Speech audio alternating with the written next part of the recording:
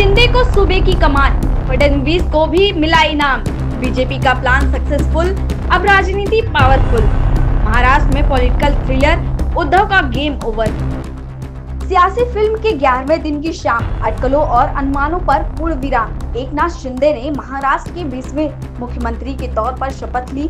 उनके साथ देवेंद्र फडणवीस ने उप मुख्यमंत्री की शपथ ली। प्रधानमंत्री नरेंद्र मोदी ने दोनों को बधाई भी दी।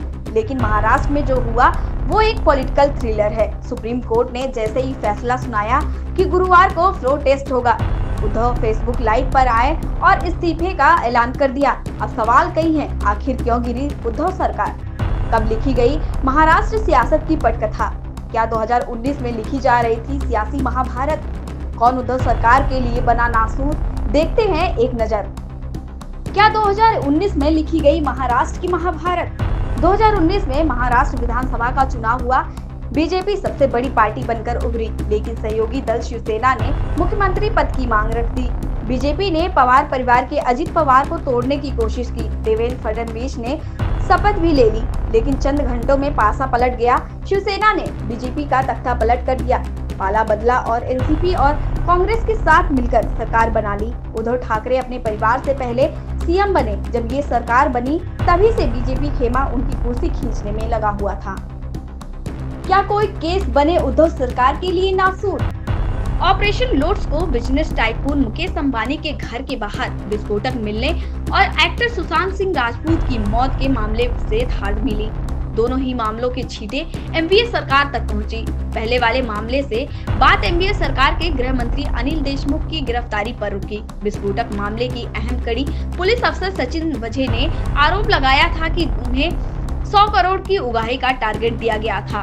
सुशांत की मौत के मामले में आरोप ठाकरे परिवार तक भी पहुंचा। केंद्रीय एजेंसियों ने एक के बाद एक एनडीए सरकार के सिपहसालारों पर एक्शन लिया, उनके परिवारों तक पर दबिश दी। शाहरुख खान के बेटे आर्यन खान के ड्रग्स के केस में फंसने पर भी जमकर सियासत हुई। इस केस में एनसीबी के खिलाफ खूब बोलने वाले नवाब मलिक जल्द ही जेल में डाल दिए गए। उनका कनेक्शन दाऊद से निकाला गया। मनी लॉन्ड्रिंग का केस बना। आरोप था कि दाऊद की बहन हसीना पारकर से जुड़ी एक जमीन के लेन देन को उन्होंने प्रभावित किया। एक कहावत जो हुई चरितार्थ। कहते हैं ना, घर का भेदी लंका ढाए। शिवसेना के खास और ठाकरे परिवार के करीबी एकनाथ शिंदे ने बगावत कर दी। 13 विधायकों के साथ सूरत चले गए। फिर वहां से बीजेपी की सरकार वाले असम के गुवाहाटी में पहुंच गए। दिन बीतते गए और शिंदे के साथ शिवसेना के विधायकों की संख्या बढ़ती गई। बागियों ने बहाना बनाया कि शिवसेना हिंदुत्व के मुद्दे भटक गए हैं, उद्धव मिलने तक का समय नहीं देते। शिवसेना ने डराया, उद्धव ने इमोशनल दिखाया, लेकिन बात नहीं बनी।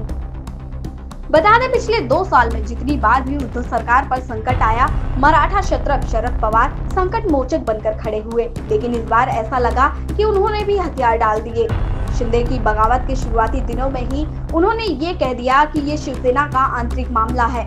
एनसीपी विपक्ष में बैठने को तैयार है। पवार के पावरलेस हो जाने के पीछे उनका मौके की नजाकत को समझना है या फिर कोई और पावरफुल राजनीति, ये कह नहीं सकते। फिलहाल शिंदे कैंप का दावा है कि उनके पास 50 विधायक है। आरोप है कि इस सियासी ड्रामे की पटकथा बीजेपी ने लिखी है। अब नजर इस पर है, क्या शिंदे गुट के शिवसेना हो जाएगी या उद्धव के पास ही रहेगी? ये तो आने वाला वक्त ही बताएगा। इस पर आपकी क्या राय है? कमेंट करके जरूर बताएं।